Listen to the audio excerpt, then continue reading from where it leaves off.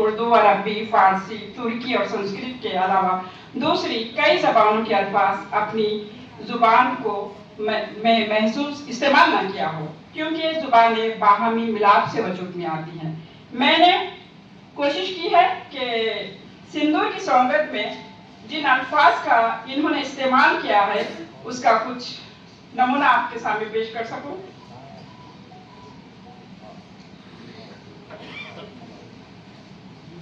जैसा कि इस नावल का उन्वान है सिंदूर की सौगंध। सिंदूर खुद एक संस्कृत लफ्ज है, सौगंध भी संस्कृत लफ्ज है।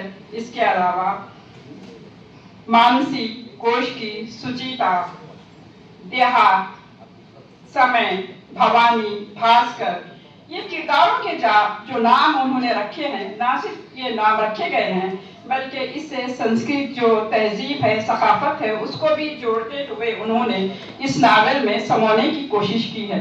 जब हम नावल का मुताला करते हैं तो पता चलता है कि भरपूर निसाई एहसास से ये नावल लिखी गई है और इसमें यह बताया गया है कि आज के तरक्की याफ्ता दौर में भी एक खातून किस तरह अपने मराहिल से, अपने कर्ब से दो चार होती है और किस तरह जहर जैसी लानत से उसको ठुकरा दिया जाता है, लेकिन वो किस तरह अपनी जिंदगी को संवारती है। फिर वही ठुकराया हुआ शख्स उसके दर पे अपने बच्चों को लेकर उसी आश्रम में शरीक करवाने के लिए आता है। यही इस नावल का माहासिल है। मैं तो यहाँ की मेजबान हूँ। मेहमानों को मौका देते हुए शुक्रिया। रुखसत चाहती हूँ। बहुत शुक्रिया मैडम। ये थी डॉक्टर रफिया सलीम साहिबा। अब मैं अपने अगले मकाला निगार जनाब डॉक्टर जहीर दानिश साहब से बड़ी अदब के साथ गुजारिश करता हूँ कि बराह करम आप तशरीफ लाएं और अपना मकाला जितना ज़्यादा इख्तिसार के साथ वो पेश करें। बड़ा मेहरबानी। मुझे बार बार ये कहने में बड़ी सुबकी होती है कि वक्त कम है, आप खुद ख्याल रखें तो बेहतर है। अस्सलामु अलैकुम व रहमतुल्लाहि व बरकातुहू। मेरे मकाले का उन्वान है श्रीमद् भगवद गीता और डॉक्टर हसनुद्दीन अहमद। डॉक्टर हसनुद्दीन अहमद के बारे में सब लोग जानते हैं कि वो अजीज रंग विला के ख़ानदान से ताल्लुक़ रखते थे। उन्होंने न सिर्फ भगवद गीता का तर्जुमा किया बल्कि कुरान करीम के मुश्किल अल्फाज पर मुश्तमिल एक किताब कुरान फहमी के नाम से तहरीर फरमाई। अलावाज़ी उन्होंने अंजुमन, महफिल इस नाम से बहुत सी किताबें खाकों पर मुश्तमिल और शख्सियात पर मुश्तमिल तहरीर फरमाई। भगवद गीता उन्होंने श्रीमद् भगवद गीता का नाम उन्होंने नगमाए उलूहियत रखा। इसका पहला एडिशन 1949 में शाया हुआ। हसनुद्दीन अहमद संस्कृत नहीं जानते थे, इसलिए उन्होंने अंग्रेजी के जितने तर्जमे मयसर थे उनको जमा किया और उनकी मदद से उन्होंने आम फहम ज़बान में भगवद गीता का उर्दू तर्जमा पेश किया।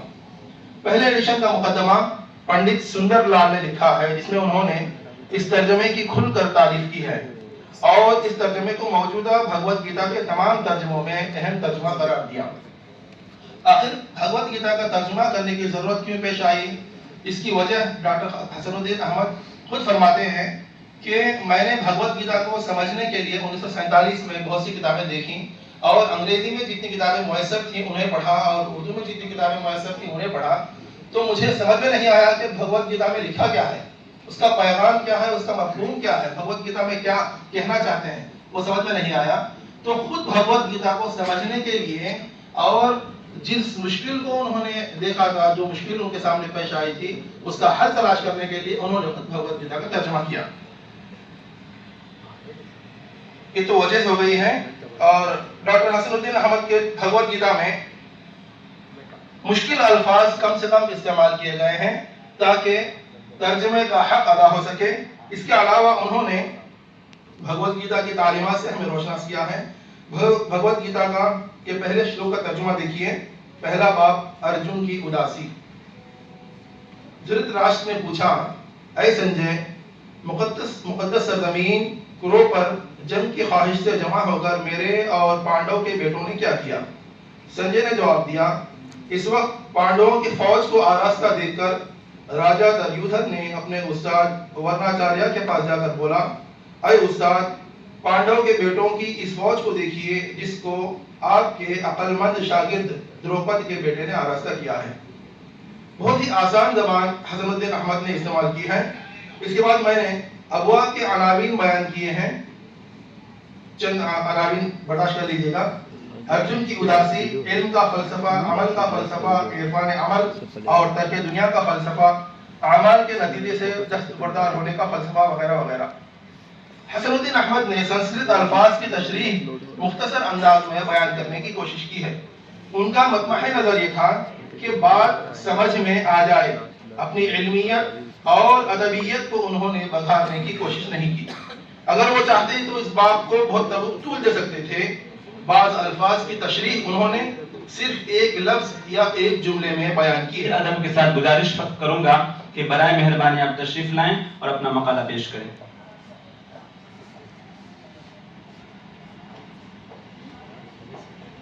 السلام علیکم. سب سے پہلے تو میں شعبہ اردو سینٹرل یونیورسٹی ڈاکٹر فضل اللہ مکرم صاحب اور نشاط احمد صاحب کا بےحد ممنون و مشکور ہوں کہ انہوں نے یہاں پر مدعو کیا. تمام اسٹاف کا بھی میں شکریہ ادا کرتا ہوں اور طلبہ و طالبات نے جو یہاں پر خیال رکھا اور جو کمی محسوس نہیں ہوتی کسی چیز کی، اس کے لیے میں ان کی خدمات کو سلام پیش کرتا ہوں. اب یہاں پر جو عنوانات دیے گئے تھے سنسکرت کے تعلق سے، اس میں ایک الگ عنوان تھا غالب کا. اب میں نے پورے سنسکرت کے عنوانات دیکھیں تو پھر غالب کا شعر یاد آیا کہ جانتا ہوں ثواب طاعت و زہد، جانتا ہوں ثواب طاعت و زہد، پر طبیعت ادھر نہیں آتی. تو میں نے غالب ہی کو سلیکٹ کر لیا. میرا عنوان ہے غالب کی غزل میں ہند لیمانی تہذیب کی مرفع نگاری. کلچر انسانوں کا ایک طبقے کے انسانوں کے ایک طبقے کے ذہنی، سیاسی، سماجی، اقتصادی، فنی اور مذہبی خصوصیات کا نام ہے. انسانی زندگی میں کلچر کا تصور اقدار کے حصول پر مشتمل ہے. سرسری طور پر اگر جائزہ لیا جائے تو اس کے 5 پہلو نظر آتے ہیں، جن میں ذہنی خطرے، معاشی خطرے، جمالیاتی خطرے، تکنیکی خطرے اور سماجی خطرے اہمیت کی حامل ہیں. ہندوستان کی تاریخ میں 3 ادوار اسی اعتبار سے بہت اہم ہیں کہ انہی ادوار میں تہذیبی زندگی نے کروٹیں بدلیں اور انہی ادوار میں ہندوستان میں ایک مشترکہ کلچر نے ارتقائی مدارج طے کیے. وہ تحریکیں جنہوں نے صدیوں میں ہندوستانی زندگی کو ڈھالا دراوڑ، آریائی، اسلامی اور مغربی تحریکیں تھیں. ہندوستان میں ان تحریکوں کے علاوہ بھی بہت ساری تہذیبیں اختلاط کر چکی ہیں. عرب، ترکستان اور ایران کے لوگوں نے اپنے تہذیبی نقوش یہاں چھوڑے ہیں. اس ملک میں مختلف مذاہب، عقائد، رنگ و نسل کے لوگ صدیوں سے آباد ہیں اور ان تمام سے ایک مشترکہ کلچر وجود میں آیا ہے. ہم الگ الگ ہونے کے باوجود بھی ایک ہیں. جیسا کہ انگریزی میں کہا جاتا ہے ڈفرنٹ از ناٹ اپوزٹ. ہمارا الگ الگ ہونا کمزوری کی علامت نہیں ہے، بلکہ یہ ہماری طاقت کو ظاہر کرتا ہے کہ ہم الگ ہو کر بھی ایک ہیں اور یوں ہمارا معاشرہ اکھیرا یا ون ڈائمینشنل نہیں ہے. مشترکہ تہذیب ہمارا ورثہ ہے جو صدیوں سے ہمارا رہا ہے اور اس کے تمام معاملات میں ہم شریک ہوتے آئے ہیں. مرزا اسد اللہ خان غالب اسی مشترکہ تہذیب کے نمائندہ تھے اور ان کی پوری شاعری میں یہ مشترکہ تہذیب اپنا جلوہ دکھاتی ہوئی نظر آتی ہے. اب غالب کا تعلق چونکہ مغلوں سے تھا اور مغلیہ سلطنت کے انتشار اور اس کے خاتمے اور کو انہوں نے دیکھا تھا، تو یہاں پر ان کی چند اشعار ہے جو انہوں نے زندگی کاٹی ہے مشکل سے. گاؤ کاوے سخت جانی ہائے تنہائی نہ پوچھ، صبح کرنا شام کا لانا ہے جوے شیر کا. علاوہ ازیں ایسے لمحات بھی انہوں نے دیکھے ہیں جب، جیسا کہ میں نے کہا کہ مغلیہ سلطنت کو انہوں نے اپنی آنکھوں کے سامنے ٹوٹتے بکھرتے دیکھا ہے. تو انہیں وہ دور بھی یاد تھا جب وہ عیش و نشاط کے دور میں تھے. یاد تھی ہم کو بھی رنگا رنگ بزم آرائیاں، یاد تھی ہم کو بھی رنگا رنگ بزم آرائیاں، لیکن اب نقش و نگار طاق نیسیاں ہو گئی. میں بڑے ادب کے ساتھ گزارش کرتا ہوں کہ محترم آئیں اور اپنا مقالہ پیش کریں.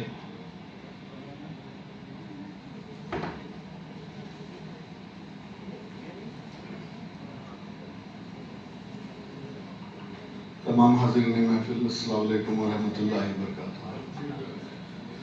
میرے مقالے کا عنوان ہے سیماب اکبر آبادی کی کرشن گیتا. سرزمین آگرہ نے اردو ادب کے لیے میر تقمیر، مرزا غالب اور نذیر اکبر آبادی جیسے آفتاب اور ماہتاب پیدا کیے. اسی مٹی سے ایک اور ستارہ عہد اقبال میں طلوع ہوا جسے سیماب اکبر آبادی کہتے ہیں. سیماب 5 جون 1880 میں محلے نائی منڈی، گنگو گلی، املی والے گھر آگرہ میں پیدا ہوئے. ان کا اصل نام عاشق حسین صدیقی تھا. سیماب نے ابتدائی تعلیم فارسی اور عربی میں جمال الدین سرحدی اور رشید احمد گنگوہی سے حاصل کی. بعد ازاں گورنمنٹ کالج جو اجمیر سے الحاق شدہ برانچ اسکول تھا سے میٹرک کیا. اس کے بعد ایف اے کے آخری سال والد کے انتقال کی وجہ سے تعلیم ادھوری چھوڑ دی. سیماب اکبر آبادی اپنے دور کے نامور اور قادر الکلام شاعر تھے. منظوم تراجم پر انہیں خاص قدرت حاصل تھی. مثنوی مولانا روم کا اردو میں منظوم ترجمہ کیا جس کا نام الہام منظوم رکھا. 1944 میں قرآن مجید کا منظوم ترجمہ وہی منظوم کے نام سے کیا. 1950 میں سیرت النبی پر مختصر اور جامع کتاب تحریر کی. اسی لیے وہ ایک جگہ کہتے ہیں سیماب لفظ لفظ اترتا ہے عرش سے، میری بیاض شعر خدا کی کتاب ہے. اردو زبان ہندوستان میں پیدا ہوئی. ہندوستانی تہذیب و تمدن اس کے رگ و ریشے میں سرایت کر گئی ہے. جس طرح عربی اور فارسی کے تہذیبی اثرات اسے ورثے میں ملے، اسی طرح سنسکرت کے روایات بھی اس کے ورثے کا اہم حصہ ہیں. ہندوستان کئی مذاہب کا گہوارہ ہے. ان میں ہندو مذہب سب سے قدیم اور عظیم ہے. اس مذہب کی مقدس کتابیں سنسکرت زبان میں تحریر کی گئی ہیں. اردو زبان کے شعری نثری ادب میں ہندو مذہب کے تہوار، رسم و رواج، تہذیبی روایات وغیرہ ابتدائی دور سے ہی نظر آتے ہیں. میں مختصر طور پر آخری اس کتاب کا آخری پیراگراف پڑھ کے اپنا مقالہ ختم کرنا چاہتا ہوں. اس کتاب میں کرشن گیتا جو سیماب اکبر آبادی کے جو شری کرشن پر لکھی گئی 11 نظمیں اس کتاب میں موجود ہیں جو الگ الگ عنوانات سے، خاص کر یہ نظمیں سیماب نے ہر جنم دن پر شری کرشن کی عقیدت میں لکھے ہیں. میں آخری پیراگراف کہہ کر اپنا مقالہ ختم کروں گا. اس کتاب میں سیماب اکبر آبادی کے دل میں شری کرشن سے محبت، عقیدت کا جذبہ ابھر کر سامنے آتا ہے. انہوں نے اشعار کی شکل میں صرف شری کرشن کا تعارف ہی نہیں کرایا بلکہ بین السطور اس کے پڑھنے والوں کو پیغام دینے کی کوشش کی ہے. خاص کر محبت اور صداقت کا پیغام اس کتاب میں جگہ جگہ ملتا ہے.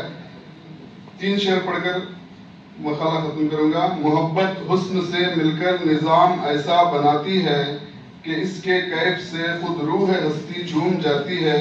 محبت اور صداقت 2 ستون ہندوستان کے ہیں، یہاں کے رہنے والے چاند تارے آسمان کے ہیں. یہ نظم ہند ایک انسان کا نقش تفکر تھا، لطافت جس میں تھی بے انتہا بے حد تدبر تھا. شکریہ. نگاہ ڈاکٹر انور حاجی صاحب سے ادباً گزارش کروں گا کہ برائے مہربانی آپ تشریف لائیں اور اپنا مقالہ پیش کریں.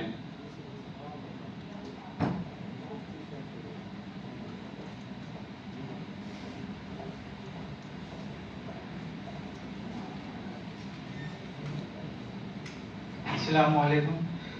میرے مقالے کا عنوان اردو 12 ماسہ میں سنسکرت کے عناصر، وکٹ کہانی کے حوالے سے. اردو 12 ماسہ میں سنسکرت کے عناصر، وکٹ کہانی کے حوالے سے. 12 ماسہ ایک ایسی قدیم صنف زبان ہے جو سنسکرت شاعری کے اثر سے اردو میں داخل ہوئی. سنسکرت اور اردو کے لسانی رشتوں کی بات کی جائے تو دونوں میں ہندوستانی تہذیب مشترک ہے. جہاں سنسکرت کو قدیم آریائی زبان کا مقام حاصل ہے، وہیں اردو جدید ہند آریائی زبان ہے. یہ کہا جا سکتا ہے کہ سنسکرت سے اردو کا رشتہ براہ راست نہیں لیکن بالواسطہ بہت مضبوط رہا ہے۔ سنسکرت کی طرح فارسی بھی قدیم آریائی زبان ہے۔ فارسی اور سنسکرت لفظیات میں قریبی رشتہ رہا ہے۔ فارسی سے اردو کا انتہائی قریبی لسانی رشتہ اور استفادہ ہمارے شعر و ادب کی تاریخ کا اٹوٹ حصہ ہے۔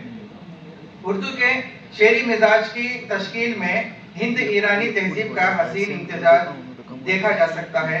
فارسی شاعری کے اثر سے اردو شاعری میں کتنی ہی اصناف سخن رائج ہوئی، لیکن زیر بحث صنف یعنی بارہ ماسا کی خاص بات یہ ہے کہ یہ صنف فارسی کے توسط سے نہیں بلکہ براہ راست سنسکرت شاعری کے اثر سے اردو میں رائج ہوئی اور بے شک اپنے دور کی بڑی مقبول صنف رہی ہے۔ ظاہر ہے کہ اس صنف کے حوالے سے لفظیات، سنسکرت تہذیب، قدیم ہندوستانی اساطیر، ہندوستانی مزاج اور ماحول بھی ہماری اردو شاعری کا قابل فخر حصہ بنے۔ میں یہاں پہ جو ہے چھوڑتے ہوئے آگے بڑھتا ہوں۔ بارہ ماسا ایک موضوعاتی صنف ہے۔ اپنے محبوب شوہر کے ہجر میں بے چین اور اس کی جدائی میں تڑپتے ہوئے دل کی کہانی ہے۔ اپنے پیارے شوہر سے دوری کا دکھ سہتی ہوئی ایک پتی ورتا ہندوستانی عورت کے دلی جذبات کا اظہار ہے۔ سال کے 12 مہینے موسم کی مناسبت سے اپنے جذبات کا اظہار اپنی سہیلیوں سے کرتی ہے۔ ایک مستقل صنف کے طور پر رائج اور مقبول ہونے سے قبل یہ صنف عشقیہ داستانوں کا ایک جز ہوا کرتی تھی۔ کہا جاتا ہے کہ بارہ ماسا اپنے اولین دور میں کوئی مستقل صنف نہیں تھی، مگر اپنے دور کے اہم شعراء کی اس صنف سے دلچسپی اور اس کی مقبولیت کی بنا پر ایک مستقل صنف کی شکل اختیار کر گئی اور اپنی الگ پہچان بنانے میں کامیاب ہوئی۔ بنگالی، مراٹھی اور ہندی میں بہترین بارہ ماسے لکھے گئے۔ اب یہاں سے اس کے بہور اور اس کی حیت پر بحث ہے، میں اس کو چھوڑتے ہوئے آگے بڑھ رہا ہوں۔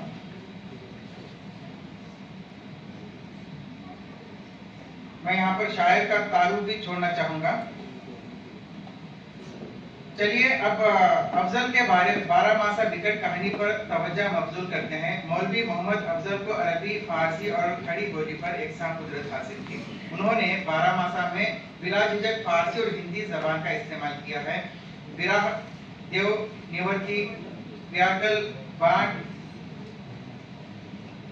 نسدین، کھٹا، اس کے بعد چیر، الگ، درس، اگھن، نہیں، سیس، اجو، بدھی وغیرہ جیسے سنسکرت الفاظ بڑی اپنائیت اور چاؤ سے برتے گئے۔ یونیورسٹی آف حیدرآباد شعبہ اردو کے اسسٹنٹ پروفیسر جناب ڈاکٹر رئیس احمد فراہی صاحب سے گزارش کروں گا کہ آپ آئیں اپنا مقالہ پیش کریں۔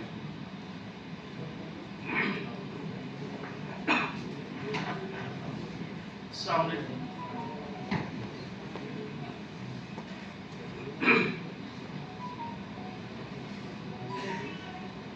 میرے مقالے کا موضوع ہے اردو غزل میں سنسکرت لفظیات، سریلی بانسری کے حوالے سے۔ سریلی بانسری سید انور حسین آرزو لکھنوی کا شعری مجموعہ ہے۔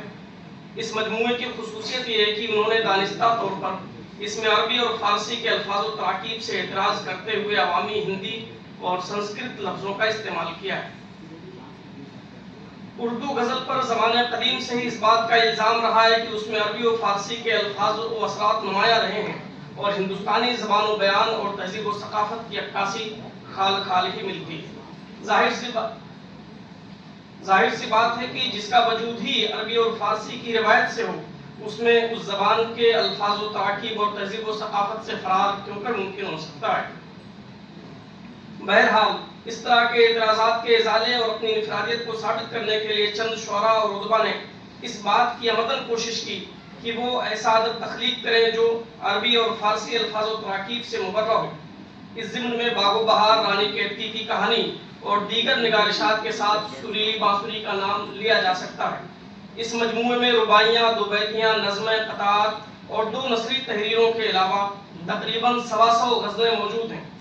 یہاں مجھے ان غزلوں سے ہی سروکار ہے جن کو آرزو لکھنوی نے ٹھیٹھ ہندوستانی یا خالص اردو میں لکھنے کا دعویٰ کیا ہے۔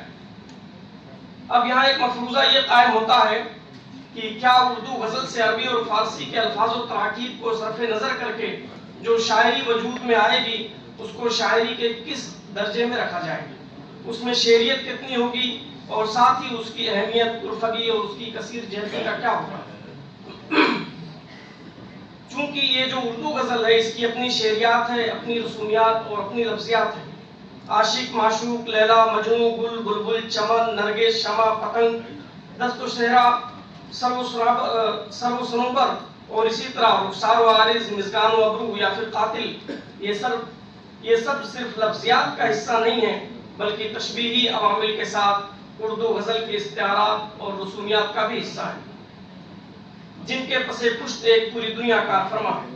اگر ان تمام الفاظ کو اردو شاعری خصوصاً غزل سے سرے سے حذف کر کے اس کی جگہ ہندی یا سنسکرت کے الفاظ بھرتی کیے جائیں تو اس میں غزلیت یا تغزل کس درجہ قائم رہ سکتا ہے، اس کا اندازہ لگانا بہت ہی آسان ہے۔ ظاہر سی بات ہے کہ اردو غزل سے عربی و فارسی الفاظ و تراکیب نکال دینے سے شعر تو بن جائیں گے، مگر ان میں شعریت کی چاشنی، شیرینی، لطافت، حلاوت، نفاست اور نغمگی کے ساتھ ساتھ اس کا حسن بھی زائل ہو جائے گا۔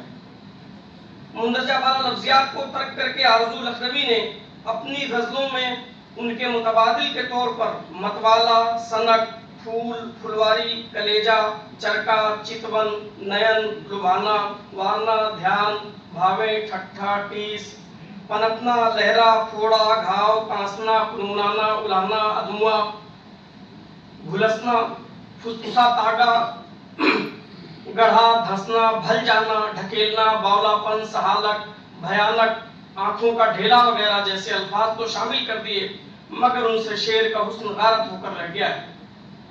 ان میں بہت سارے وہ الفاظ ہیں جو کسی بھی طرح غزل کی روایت، اس کی شائستگی اور شگفتگی اور لطافت و نزاکت سے میل نہیں کھاتے، اسی لیے شعروں میں ان کا استعمال بھی کسی پیوندکاری سے کم نہیں نظر آتا ہے۔ مگر اس بات میں بھی شبہ نہیں کہ بہت سارے سنسکرت کے ایسے سگھڑ، سڈول اور سلیس و رما الفاظ بھی ہیں جو ہماری عام بول چال میں رچ بس کر اس کا حصہ بن گئے ہیں۔ اردو شاعری میں ان کا برمحل استعمال نہ صرف اردو کے ذخیرے میں اضافے کا سبب ہے بلکہ وہ اردو غزل کے حسن کا جوہر بھی ہیں۔ وابستہ ہوں، برائے کرم آپ تشریف لائیں اور اپنے مقالات پیش کریں۔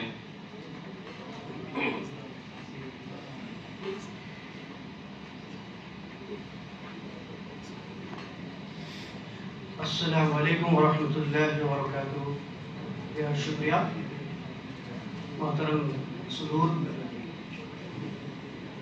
دیگر مخالہ نگران اور سامعین اکرام، میرے مخالے کا عنوان ہے سنسکرت اور اردو کی مشترکہ ادبی اور ثقافتی وراثت، شاعری، داستان اور ڈراموں کے حوالے سے۔ سنسکرت اور اردو زبانوں کا تعلق برصغیر کی لسانی، ادبی اور ثقافتی تاریخ سے ہے۔ یہ دونوں زبانیں نہ صرف مختلف تہذیبی ادوار کی نمائندگی کرتی ہیں بلکہ ان کی مشترکہ وراثت انسانی تجربات، فلسفہ، شاعری اور کہانی گوئی میں جھلکتی ہے۔ جب دو زبانیں ایک ہی خطے سے تعلق رکھتی ہوں تو ان کے لسانی، ادبی اور ثقافتی وراثت میں بھی کہیں نہ کہیں یکسانیت، مشترکہ پہلوؤں کا ہونا فطری بات ہے۔ اب اس میں ہم مشترکہ دونوں زبانوں میں دیکھتے ہیں تو یہ دونوں کا تعلق برصغیر ہندوستان سے ہے۔ اور اب ہم آئیے سب سے پہلے شاعری میں دونوں زبانوں میں مشترکہ پہلو تلاشنے کی کوشش کرتے ہیں۔ پہلے شاعری میں دیکھتے ہیں کہ سنسکرت میں شاعری کو کاویہ کہتے ہیں۔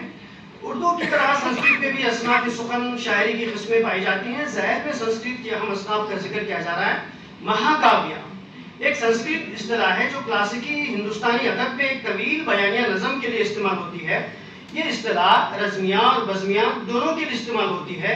مہا کاویہ عام طور پر کسی عظیم تاریخی، مذہبی یا اساطیری واقعے کو شاعرانہ انداز میں بیان کرتا ہے اور اس میں درج ذیل خصوصیات ہوتی ہیں۔ طویل بیانیہ، یہ نظمیں عام طور پر لمبی ہوتی ہیں اور کئی حصوں پر مشتمل ہوتی ہیں۔ دوسرا کہ ہیرو کردار، ان میں ایک عظیم ہیرو یا مرکزی کردار ہوتا ہے جو غیر معمولی خصوصیات کا مالک ہوتا ہے۔ دیومالائی اور اساطیری عناصر، مہا کاویہ میں اکثر دیوی دیوتاؤں، مافوق الفطرت عناصر شامل ہوتے ہیں۔ اخلاقی اور فلسفیانہ تعلیمات، ان نظموں میں زندگی، نیکی اور برائی، تقدیر اور مذہب کے گہرے فلسفیانہ خیالات پائے جاتے ہیں۔ رزم و بزم، جنگی مناظر، عشقیہ اور سماجی مناظر دونوں شامل ہوتے ہیں۔ مشہور مہا کاویوں کی مثالیں دیکھتے ہیں کہ رامائن वाल्मीकि की लिखी हुई एक है, महाभारत और हरिश्चरित बाण भट्ट की तसनीफ जो हरिश्चंद्र की जिंदगी पर मुबनी है।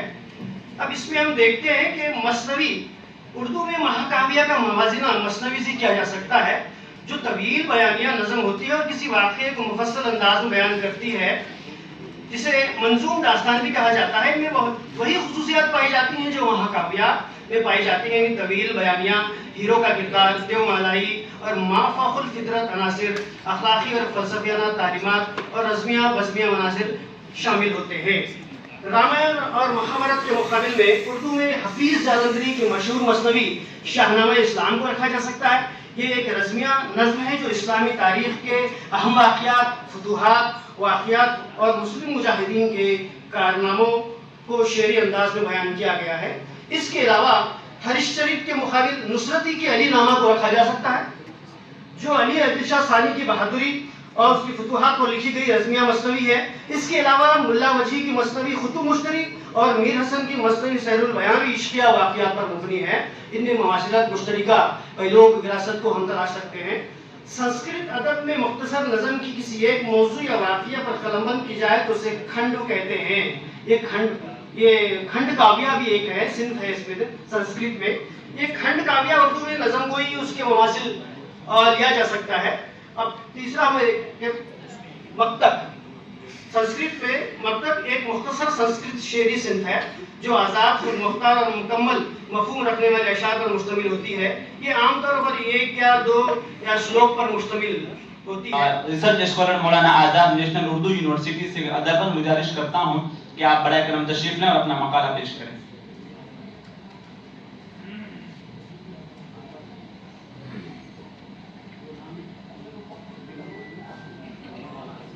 अस्सलाम वालेकुम।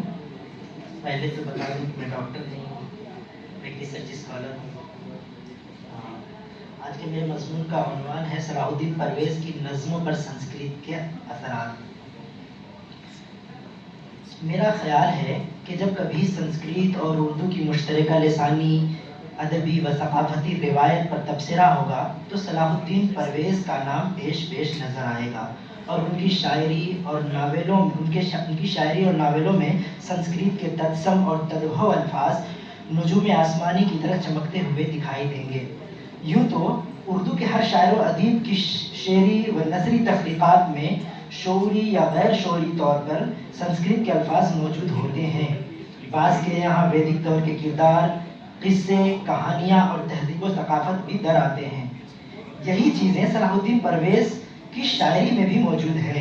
लेकिन एक और चीज़ जो उन्हें दूसरे अदीबों और शायरों से मुमताज़ करती है वो ये है कि उन्होंने अपनी तख्लीक़ात में संस्कृत ज़बान, वैदिक तहज़ीब व सकाफ़त को शऊरी तौर पर न सिर्फ बरता है बल्कि दूसरे शुअरा व अदबा से भी इस बात की तवक्को की है कि वो हिंदुस्तान की कदीम तहज़ीब, यहाँ के किरदार और असातीर को अपनी शायरी, नावल और अफसानों में जगह दें। उन्होंने अपने इस नज़रिए को बाकायदा तहरीक देने के लिए एक बहुत ही उम्दा रिसाला इस्तिआरा शाये किया, जिसके मुदीरान में सलाहुद्दीन परवेज़ के अलावा हक्कानी उल कासमी का नाम भी शामिल था। यानी कि ये रिसाला इन दोनों हजरात की मुश्तरका कोशिशों का समरा था। इस रिसाले के कई मकासद थे, लेकिन सबसे अहम मकसद अदब को हिंदुस्तान की सरजमीन, यहाँ की तहजीब और देवमाला से जोड़ना था। मगरबी अदब का असर उर्दू पर इस तरह हुआ था कि उसमें हिंदुस्तान की झलकियाँ, यहाँ की खुशबू और अर्जियत खाल खाल नज़र आ रही थी। सलाहुद्दीन परवेज़ का इसरार था कि यहाँ उर्दू अदब को हिंदुस्तान की मिट्टी से जुड़े रहने के लिए यहाँ की कदीम तहजीब, असातीर और अर्जियत को अदब का अटूट हिस्सा बनाया जाए और यहाँ की कदीम ज़बानों के असरात को कबूल किया जाए, क्योंकि यही वो तरीक़ा है जिससे अपने हिंदुस्तान के तारीख़ और मिसाली किरदारों को जिलावतन होने से बचाया जा सकता है। वो इस्तिआरे के तीसरे शुमारे में दूसरे शुमारे के एदारिया में जो असास के उन्वान से लिखते थे, यूं रकम तराज हैं, ऐ मेरे पढ़ने वालों, मुझ नाचीज़ गुनहगार मोहम्मद सलाहुद्दीन परवेज़ का ख्याल है कि ऊपर जो मैंने लिखा है वो भी अदब की तारीफ है, लेकिन क्या ऐसा अदब हमारे वहाँ लिखा जा रहा है जिसमें जिंदगी की हरारत और तवानाई हो? اگر ایسا ادب لکھا نہیں جا رہا ہے تو کیوں نہیں لکھا جا رہا ہے؟ سچ مانیے ہمارے ادب میں اتنا ودیش شامل ہو گیا ہے کہ اس میں سے دیش نکل گیا ہے۔ جب سے میں نے ادب میں آنکھیں کھولی ہیں، میں تو اس ادب میں زیادہ تر یہی پڑھ رہا ہوں: Eliot, Kafka, Chekhov, Camus, Milton, Johnson, Ezra Pound, Mallarme وغیرہ وغیرہ۔ یہ اتنے ہمارے ادب میں ہوتے ہیں جتنے ہم نہیں ہوتے۔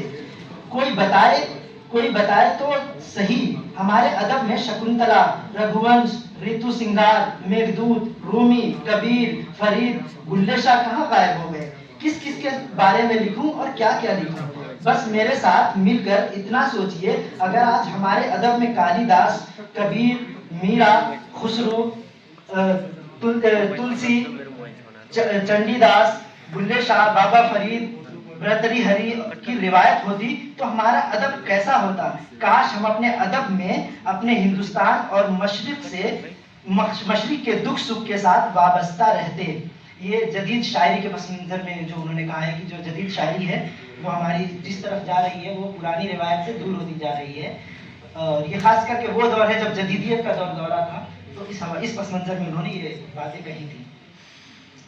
جدید طرز اسلوب اور سنسکرت الفاظ کے استعمال سے دلکش زبان و بیان کا نمونہ پیش کیا ہے۔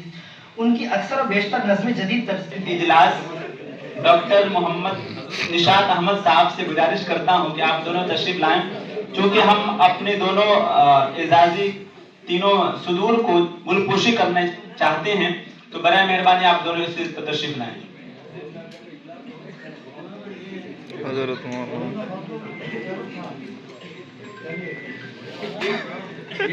سب سے پہلے میں چاہوں گا کہ ہمارے دونوں مہمان شیخ عبدالغنی صاحب کو گل پوشی اور مومنٹو دیا جائے، چادر پوشی کی جائے، شال پوشی۔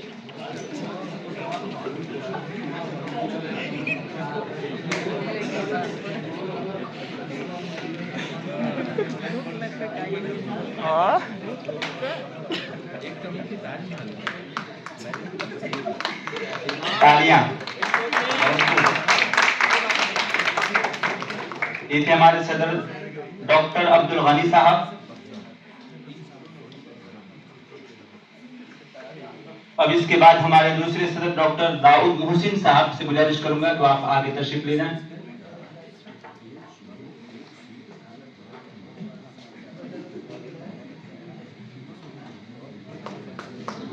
احترام رہنما کے واسطے نذرانہ عقیدت ہے، گلوں کی مہک سے سجا ہوا یہ پیغام محبت ہے۔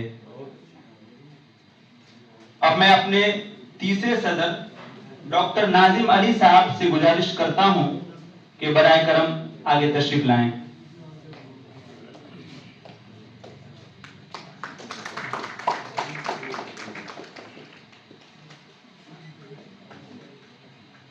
بہت بہت شکریہ سر۔ اب ہم اپنے اس پروگرام کے تاثراتی اپنے سب سے پہلے صدر شیخ عبدالغنی صاحب سے عرض کرتا ہوں کہ آپ تشریف لائیں اور اپنے صدارتی خطبات سے ہم سامعین کو معزز فرمائیں۔ صدور اجلاس، حاضرین، صدر شعبہ اردو فضل اللہ مکرم صاحب اور کوارڈینیٹر نشاط صاحب، حاضرین کی خدمت میں سلام اور متعلمین کو مبارکباد کہ یہ منفرد نوعیت کا سیمینار ہندوستان میں بلکہ بر صغیر میں منعقد ہوا، اس کے لیے قابل مبارک ہیں۔ اس سیشن میں جو بھی مقالے پڑھے گئے بہت ہی پرمغز ہیں، اور اس کے تفصیل میں نہ جاتے ہوئے سنسکرت کے طالب علم ہونے کی بنا پر میں کچھ سنسکرت کے حوالے سے کچھ باتیں رکھوں گا ہر ایک مقالے کے ذیل میں۔ پہلا مقالہ خیرخان لطیف صاحبہ کا تھا، اردو لوک گیت اور سنسکرت کے حوالے سے۔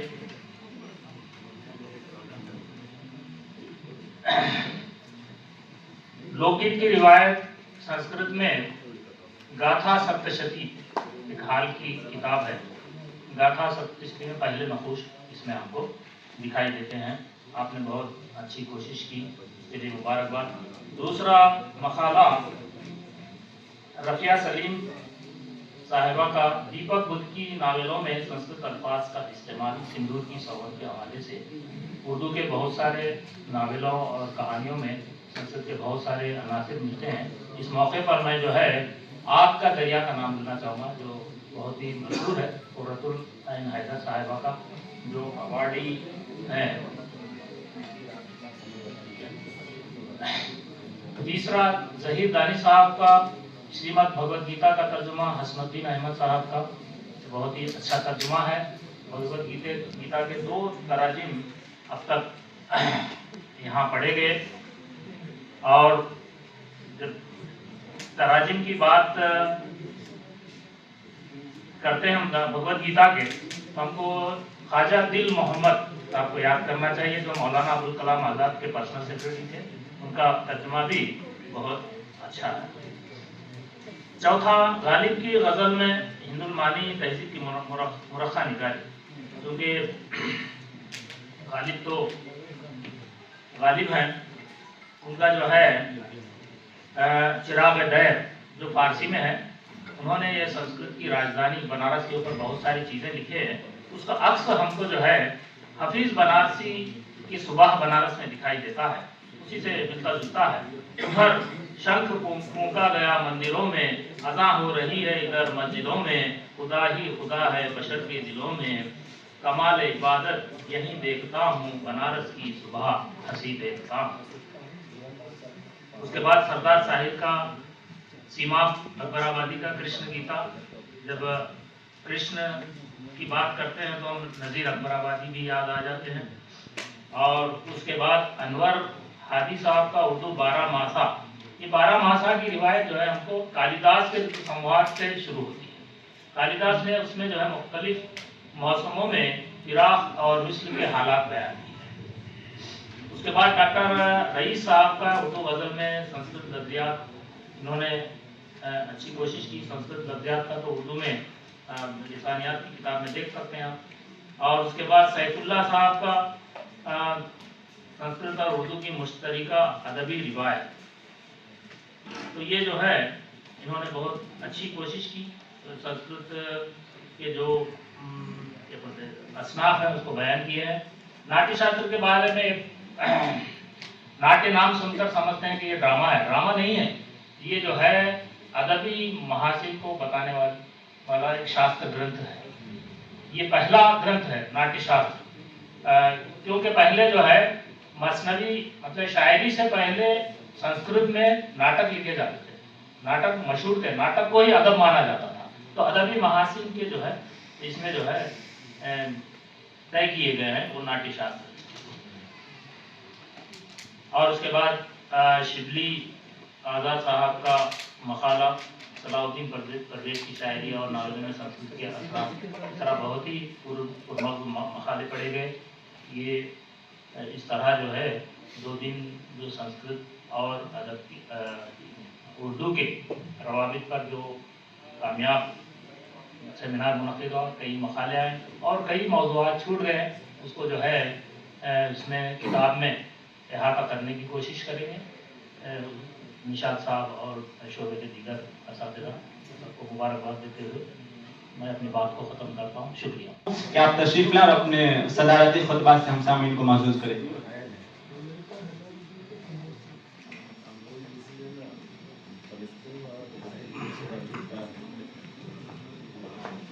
شاہ نشین پر تشریف فرما ڈاکٹر شیخ عبدالغنی اور ڈاکٹر محمد ناظم، مقالہ نگاران اور دیگر حضرات. میں بھی کھانے کے درمیان حائل نہیں ہونا چاہتا. میں نے تمام مقالہ نگاروں کے جو اہم نکات ہیں ان کو نوٹ کیے ہی. ایک جملے میں اپنی بات سمیٹنا چاہتا ہوں. اور سب سے پہلے میں تمام مقالہ نگاروں کو مبارکباد پیش کرتا ہوں کہ سب نے موضوع के साथ इंसाफ किया, बेहतरीन अंदाज में प्रेजेंट भी किया, वक्त का भी ख्याल रखा। 1 घंटे 5 मिनट में 9 मकाले पेश किए गए। मैं उनका सिपासगुजार भी हूँ और उनको दोबारा मुबारकबाद भी पेश करता हूँ। सबसे तमाम मकाला निगारों के नाम बनाम डॉक्टर शेख अब्दुल गनी ने बहुत अच्छा तासुर पेश किया।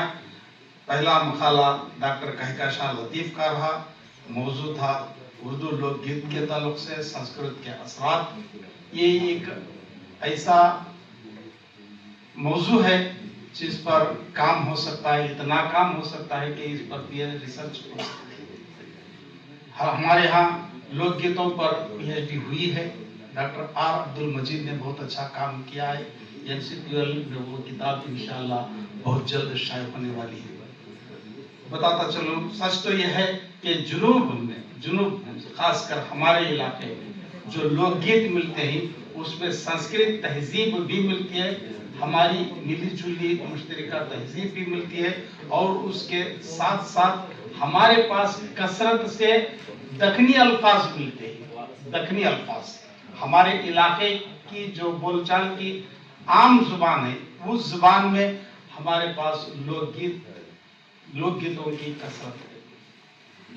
मैं आपको इस पर मुबारकबाद पेश करता हूं। और दूसरे मकाला निगार हमारे पास यहाँ पर मोहतरमा थी डॉक्टर रफिया सलीम साहिबा, दीपक बुदकी, जिन्होंने बहुत काम किया है, बाहयात है। उन्होंने मुख्तलिफ असनाफ पर जहाँ पर संस्कृत तहजीब उनके पास मिलती है, वहीं पर हमदों पर भी उन्होंने काम किया है। हमारे पास हाफिज कर्नाटक की है, एक उनकी हमदों की किताब पर जो उन्होंने मुकदमा लिखा है वो ऐसे लगता है कि ये दीपक बुदकी ने नहीं किसी और ने लिखा है। ये हिंदू मुस्लिम तहजीब मुश्तरका जो तहजीब है उसके अमीन व पासदार मैं उनको करार देता हूँ। उनके दीपक बुदकी से मेरे तमरासी में फोन पर बातचीत होती रहती है। ऐसे लगता है कि ये हमारी जो मुश्तरका तहजीब है उसके अमीन और पासदार हैं। हम असलाफ जो माजी में हम देखते आए हैं उसके ये अमीन हैं। लिहाजा मैं मोहतरमा की खिदमत में हदिया तबरीक पेश करता हूँ, इन्हें मुबारकबाद पेश करता हूँ कि उन्होंने हत्तल मकदूर कोशिश की दीपक बुदकी के नावलों में संस्कृत अनासिर को पेश करने की। उसके बाद डॉक्टर ज़हीर दानिश, इस सेशन में 3 लोग एक ही शहर के हैं, ज़हीर दानिश, अनवर हादी और सरदार साहिल। ये 3 दोस्त हैं और तीनों का ताल्लुक एक ही रियासत से नहीं बल्कि एक ही शहर से, कड़पा शहर से। ये इनके जो काम होते हैं मिले जुले होते हैं, मिलकर एक साथ करने वाले हैं। तो मैं डॉक्टर ज़हीर दानिश ने जो श्रीमद् भगवद गीता और हसनुद्दीन अहमद ये IAS ऑफिसर थे, इसी शहर से उनका ताल्लुक था। उन्होंने तर्जुमा निगारी पर बहुत अच्छा काम किया है, तर्जुमे भी किए हैं। ये खुशी की बात यह है कि उन्होंने तर्जुमे भी किए हैं और तर्जुमा निगारी पर भी काम किया है। नाचिस का काम भी तर्जुमा निगारी पर ही रहा। PhD का कन्नड़ा उर्दू के तराजिम का तनकीदी जायजा मेरा रहा, कर्नाटक से मेरा ताल्लुक है।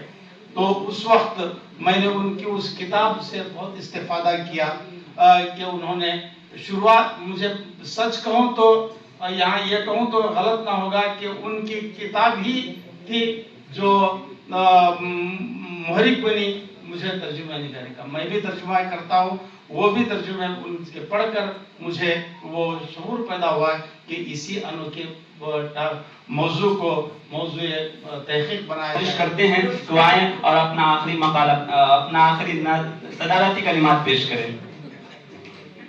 आपको ज्यादा भूख लगी?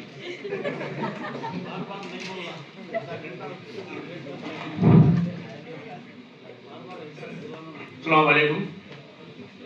मैं सबसे पहले प्रोफेसर सदर शोबे उर्दू यूनिवर्सिटी ऑफ हैदराबाद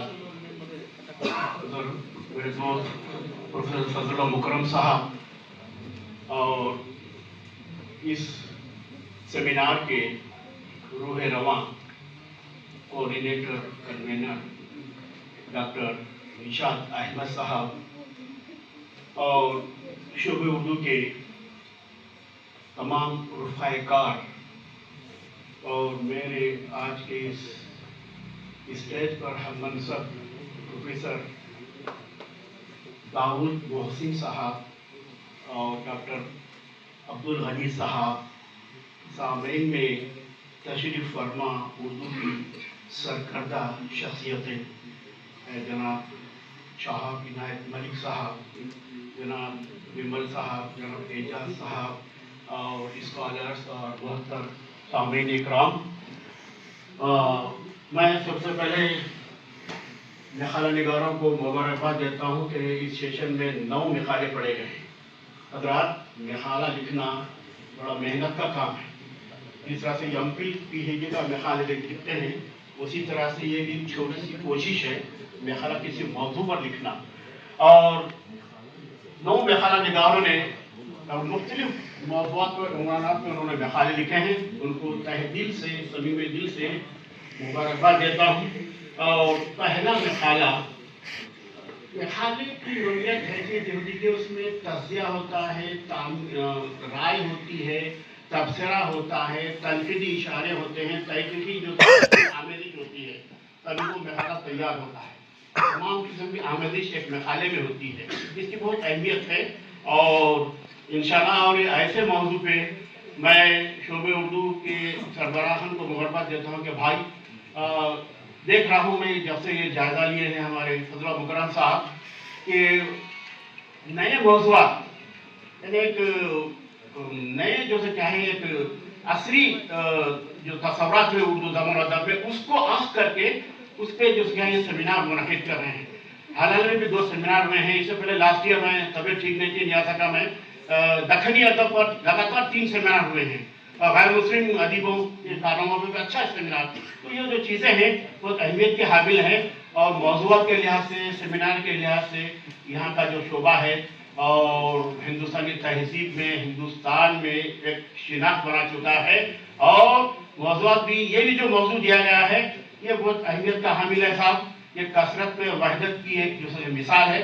तो इस सरसों से उर्दू के ताल्लुक और इस तरह से जो क्या है मौज़ूआत यहाँ मुनक़िद करते हैं और यहाँ मखाले भी बड़ी मेहनत से लिखे गए हैं, पढ़े गए हैं और अच्छी मालूमात इसमें पेश की गई हैं। अब मैं एक लाइन में मखाला निगारों के बारे में अपनी बात कहूँगा। मैं पहला मखाला डॉक्टर कहकशा लतीफ़ मानू ने पेश किया है कि उर्दू लोकगीत हिंदुस्तानी तहज़ीब और सकाफत के हवाले से। यकीनन उन्होंने एक उमूमी तौर पर जायज़ा लिया है अपने मखाले में उर्दू लोकगीत और जिन जिन लोगों ने लिखा है उसके जो से क्या है पूरे नाम भी गिनवाए हैं। लेकिन यहाँ हैदराबाद दक्कन में खासतौर पर तेलंगाना में भी लोकगीत को बहुत ज़्यादा फहरत मिली है। यहाँ बुर्रा कथा, ढोलक के गीत भी ये लोकगीत में शामिल है। तो ये तेलंगाना की शिनाख्त यहाँ की तहज़ीब की हैदराबाद दक्कन की है। तो इस तरह से आपने अच्छा एक मखसूस मखाला आपने लिखा है और अच्छी तरह से आपने इंसाफ भी किया है। आपको मुबारकबाद देता हूँ मैं। कई ऐसी चीज़ों के इशारे भी आपने दिए गए हैं कि लोकगीतों में क्या क्या होता है, रसूमात होती हैं, खुशी और गम के जज्बात पर भी जैसे क्या है लोकगीत तख्लीक किए जाते हैं। और इसके बाद दूसरा मखाला मोहतरमा रफ़िया सलीम साहिबा का है। देखिए बहुत सी बातें उन्होंने की हैं, लेकिन कभी कभी मखालों में, सेमिनार में ऐसा होता है कि एक बात अगर हो जाती है तो वो ज़हन में, दिल में बैठ जाती है। तो मैडम ने कहा कि कल से बहुत से मखाले गए, लेकिन निस्वानी अदब, निस्वानी इशारे आपने जो बात की है यकीनन वो भी महसूस हुआ। तो बातचीत तो ऐसी होती रहेगी, लेकिन नई बातें भी इस तरह के मखालों में हमें मिल जाती हैं। फिर आपने दीपक बच्चे के नावलों में सबसे नावल खुद एक तहजीब का बुलंदा है, तहजीब का पैकर है। चाहे वो आपका दरिया हो, चाहे उमराव जावेदान हो, चाहे उमराव जान हो, या कई ऐसे नावल है, दास्तान है, वो तो बिल्कुल तहजीब का मुर्खा होता है। और सिंदूर की सौगंध ज़हीर दानिश ने डॉक्टर हसनुद्दीन अहमद के ताल्लुक से। ये हैदराबाद दक्कन के बहुत बड़े मुदब्बिर, बहुत बड़े मुफक्किर, ये दानिश्वर थे, IAS थे, मुफ्ती है। आलम सुरूर का शेर है, लहू की चंद बूंदें हमने बिखराई राहों में, न जाने किस शगुफे को बहारों का सलाम आता है।